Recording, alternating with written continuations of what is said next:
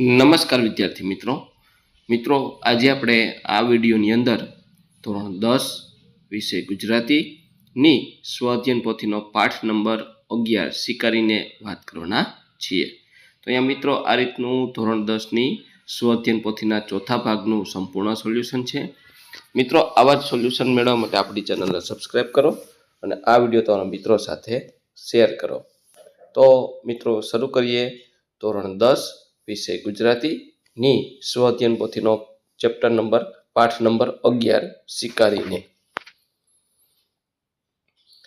તો અહીંયા આ રીતના આપણને વિભાગ બી જે પ્રશ્ન આપ્યા છે જોડવાના, એમાં પહેલું છે અ નીચેના જોડકા યોગ્ય રીતે જોડીને ફરીથી લખો.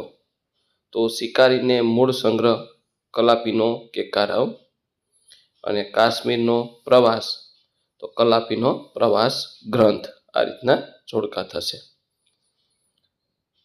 ત્યાર પછી બ નીચે આપેલા વિકલ્પમાંથી યોગ્ય વિકલ્પ પસંદ કરી ખાલી જગ્યા પૂરો. એમાં પાંચમું પંખીને પામવા કવિના ખાલી જગ્યા સાંભળવા કહે છે તો ગીત. છઠ્ઠામાં સંહાર, સાતમામાં સ્થૂળ અને અનુષ્ટુપ. તો આ રીતની ખાલી જગ્યા થશે ને જોડકા થશે. ત્યાર પછી આગળ વધીએ તો નીચે આપેલા પ્રશ્નના એક વાક્યમાં ઉત્તર લખો. એમાં નવમું સ્વીકારીને કાવ્યમાં કઈ ભાવના વ્યક્ત થઈ છે? સ્વીકારીને કાવ્યમાં વસુદેવ કુટુંબની ભાવના વ્યક્ત થઈ છે. 10મું કવિ કલાપીના મતે આખો વિશ્વ શું છે? કવિ કલાપીના મતે આખો વિશ્વ સંતોનો આશ્રમ છે. 11મું પંખીને પામવા કવિ શું કરવાનું કહે છે? પંખીને પામવા કવિ પંખીના ગીતો સાંભળવાનું કહે છે. 12મું સૌંદર્ય પોષવું પૂજવું એ પ્રભુનું શું છે? સૌંદર્ય પોષવું પૂજવું એ પ્રભુનો ઉપયોગ છે.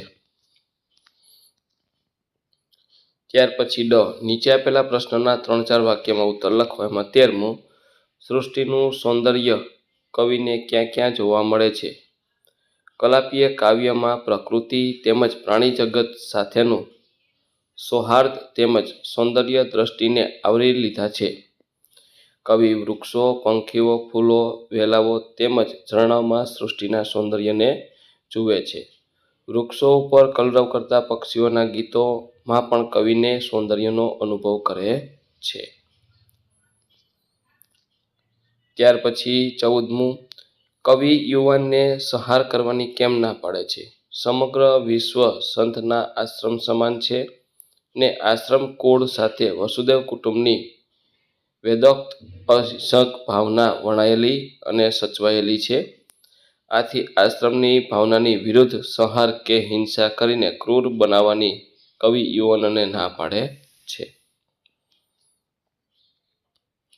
15મું નીચેની કાવ્ય પંક્તિ સમજાવો. સૌંદર્ય વેડફી દીધા નાના સુંદરતા મળે.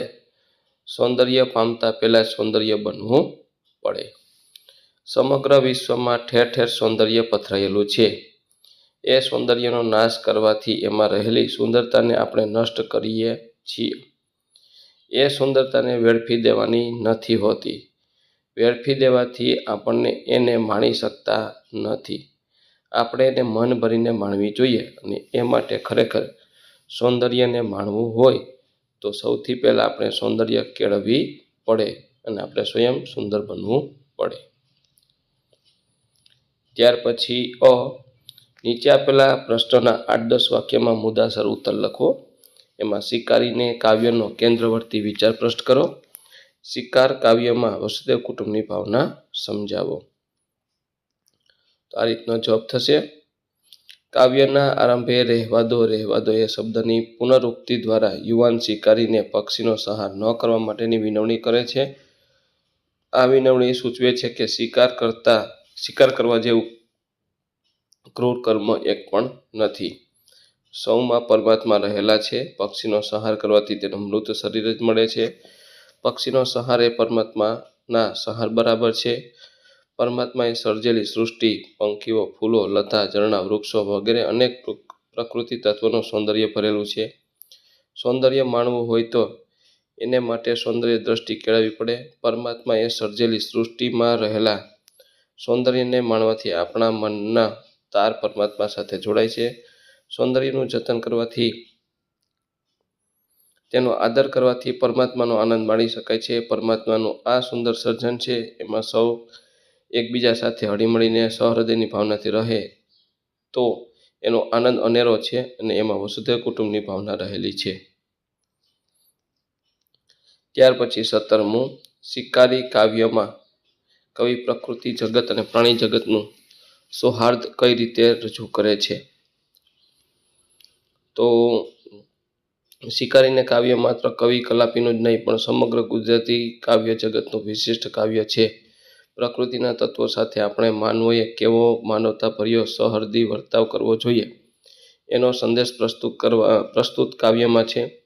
એમાં પંખી, ફૂલો, લતા, ઝરણા, વૃક્ષો જેવા પ્રકૃતિ જગતના તત્વોનો ઉલ્લેખ છે, પણ એને જોવા પામવાની સૌંદર્ય દ્રષ્ટિનો માનવ અભાવ છે. એ અભાવને કારણે, સ્વાર્થી દ્રષ્ટિને કારણે તે પ્રકૃતિનો સંહાર કરે છે. અહીં એ પ્રકૃતિ જેનો એક જીવંત અંશ પંખી જગત છે, એ પંખીનો સંહાર ન કરવાની કવિ વિનંતી કરે છે. પંખી જગત સાથે માનવનો એ સૌહાર્દ, સહૃદયતા કે મૈત્રીપૂર્ણ વ્યવહાર નથી. પંખી જેમ પ્રકૃતિનું અભિન્ન અંગ છે, એમ આપણે માનવો પણ પ્રકૃતિનું તત્વ છીએ. માનવનો સંહાર એ પરમાત્માનો સંહાર છે, એમ પંખીનો સંહાર એ પણ પરમાત્માનો સંહાર છે. એથી શરીર હણાય છે, એની આંતરિક સમૃદ્ધિ કે એનું આંતરિક સૌંદર્ય પામી શકાતું નથી. એ સૌંદર્ય માણવા એ આપણે સૌંદર્યની દ્રષ્ટિ કેળવવી પડે છે. એ કેળવણી માટે પ્રકૃતિનું તત્વો સાથે, પ્રાણી માત્ર સાથે, પંખીઓ સાથે સંવાદપૂર્ણ મૈત્રી કેળવવી પડે છે. આમ શિકારીને કાવ્યમાં પ્રકૃતિ જગત તેમજ પ્રાણી જગત વચ્ચેનું સૌહાર્દપૂર્ણ વ્યવહારની અપેક્ષા રાખે છે. ત્યાર પછી વિભાગ સી, વ્યાકરણ વિભાગ આવે છે. એમાં આપેલા વિકલ્પમાંથી સાચો વિકલ્પ પસંદ કરીને જવાબ લખો. તો જોડણી છે 18મું, સાચી જોડણી સુંદર, ફૂલડું અને વિશ્વ, આ રીતની થશે. ત્યાર પછી નીચેના શબ્દની સાચી સંધિ છોડો. તો વ્યર્થની, પોષણ અને નિર્દય, આ રીતની સંધિ થશે. પછી સાચી સંધિ જોડો, દ્રષ્ટિ, વ્યર્થ અને સંહાર, આ રીતનું 19 અ ને બ થશે.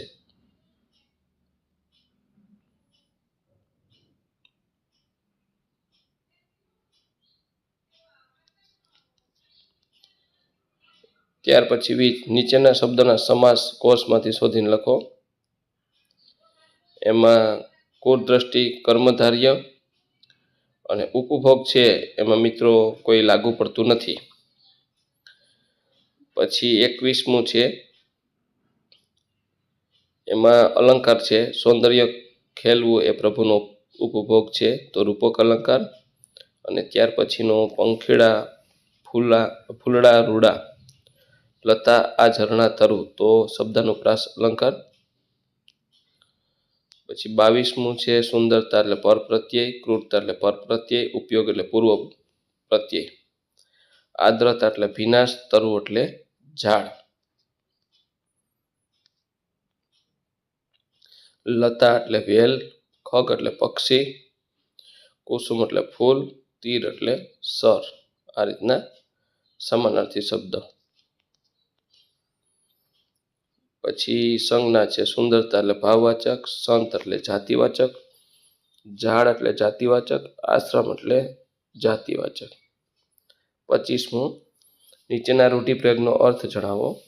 પેલું, આદ્રતા છવાઈ જવી, ખૂબ ભીંજાઈ જવું. ત્યાર પછી 26, નીચેના શબ્દોના વિરુદ્ધાર્થી શબ્દ લખો. વ્યર્થ એટલે સાર્થ, આદ્રતા એટલે શુષ્કતા, ઉપયોગ એટલે નિરુપયોગ, સંહાર એટલે સર્જન, પોષવું એટલે અવિકસિત, સ્થૂલ એટલે સૂક્ષ્મ. 27મું, નીચેના તળપદા શબ્દનો શિષ્ટ રૂપ આપો. તનહે એટલે તને, મથવું એટલે પ્રયત્ન, રૂડું એટલે સારું, ઘટે એટલે શોભે.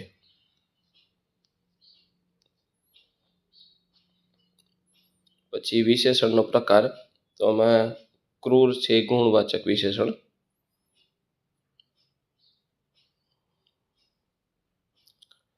તો અહીંયા 29મું છે પહેલો એટલે સમયવાચક ક્રિયા વિશેષણ છાનો. પછી વ્યર્થ તો એ રીતિવાચક. ત્યાર પછી ધ્વનિ ઘટકો છૂટા પાડવાના છે. આશ્રમ, સૌંદર્ય, સંહાર, પક્ષી અને દ્રષ્ટિ.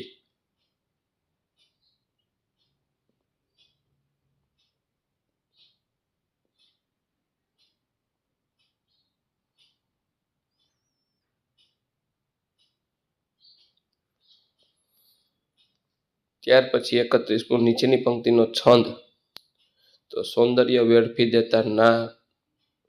દેતા ના સુંદરતા મળે. તો એ અનુષ્ટુપ છંદ છે. પછી 32મું અનુષ્ટુપ છંદનું બંધારણ. 32 અક્ષર યતિ ચરણના અંતે. બંધારણમાં પ્રથમ અને ત્રીજા ચરણનો 5મો, 6ઠ્ઠો, 7મો.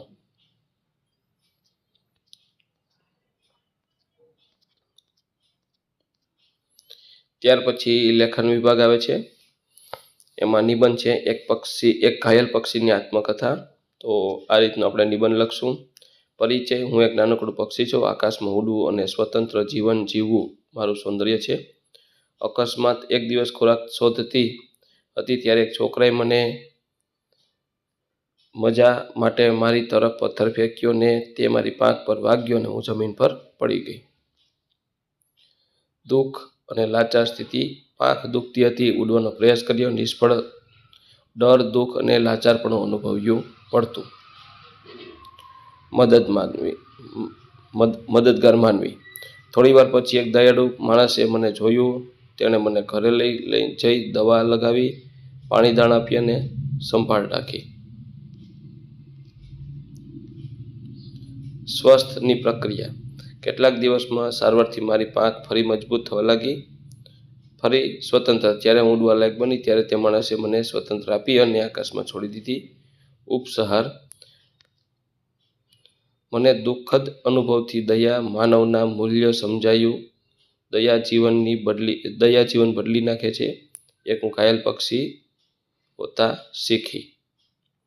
ત્યાર પછી અહેવાલ લખવાનો છે.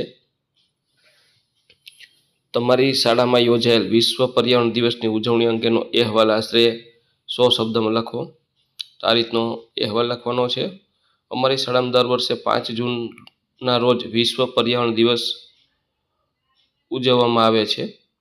આ વર્ષની ઉજવણી ખાસ રોમાંચક હતી. ઉજવણીની શરૂઆતમાં મુખ્ય અધ્યાપકે વિદ્યાર્થીઓનું સ્વાગત કરી પર્યાવરણની મહત્વની વાતો સમજાવતી થઈ. તેમણે વૃક્ષારોપણ, પ્લાસ્ટિકનો ઓછો ઉપયોગ અને પાણી બચાવ જેવી બાબતો વિશે ચર્ચા કરી. અંતર્ગત વિવિધ પ્રવૃત્તિઓ યોજાઈ, જેમ કે નાટક, પ્રેઝન્ટેશન, છોટા ટોક શો અને ડ્રોઈંગ કોમ્પિટિશન. વિદ્યાર્થીઓ પ્લાસ્ટિક અને ધૂંધળા પર્યાવરણના ખરાબ પ્રભાવ અંગે પલાયસ કરીને ઉકેલ સૂચવ્યા. શિક્ષક અને વિદ્યાર્થીઓ મળી સ્કૂલના બગીચામાં વૃક્ષો રોપ્યા. વિજ્ઞાન પ્રયોગમાં રજૂ કરેલા પ્રોજેક્ટથી તમામ પર્યાવરણના સંરક્ષણ માટે નવીન વિચારધારાઓ મળી. વિશ્વ પર્યાવરણ દિવસની ઉજવણીથી વિદ્યાર્થીઓમાં પ્રકૃતિ પ્રતિ લાગણી, સંરક્ષણ, ચેતના અને જવાબદારીનો ભાવ ઉભરી આવ્યો. આ દિવસે પણ આપણને યાદ અપાવ્યું કે પર્યાવરણ આપણું ધન છે, તેને બચાવવું દરેકના કર્તવ્યમાં આવે છે. અંતે કાર્યક્રમના સમાપન સમયે તમામ વિદ્યાર્થીઓ અને શિક્ષકો સાથે સંકલ્પ લીધો કે અમે રોજિંદા જીવનમાં પર્યાવરણના સંરક્ષણ માટે પ્રયત્નશીલ રહીશું. તો મિત્રો, આ તો આપણું ધોરણ 10 વિષય ગુજરાતીની સ્વઅધ્યયન પોથીના ભાગ 4નો ચેપ્ટર ગુજરાતીના પાઠ 11નું આપણે સંપૂર્ણ સોલ્યુશન જોયું. મિત્રો, આવા જ સોલ્યુશન મેળવવા માટે આપણી ચેનલને સબસ્ક્રાઈબ કરો અને આ વિડીયો તમારા મિત્રો સાથે શેર કરો. બીજું કે મિત્રો, આ ભાગ 4ની ગુજરાતીના ભાગ 4ની સ્વાધ્યાય પોથીના ભાગ 4ના પાઠ 11નું સંપૂર્ણ PDF મેળવવા માટે આપણે ડિસ્ક્રિપ્શન બોક્સમાં આપણી એપ્લિકેશનની લિંક આપી છે. ત્યાંથી તમે એપ્લિકેશન ડાઉનલોડ કરી અને આ પાઠની PDF મેળવી શકો છો.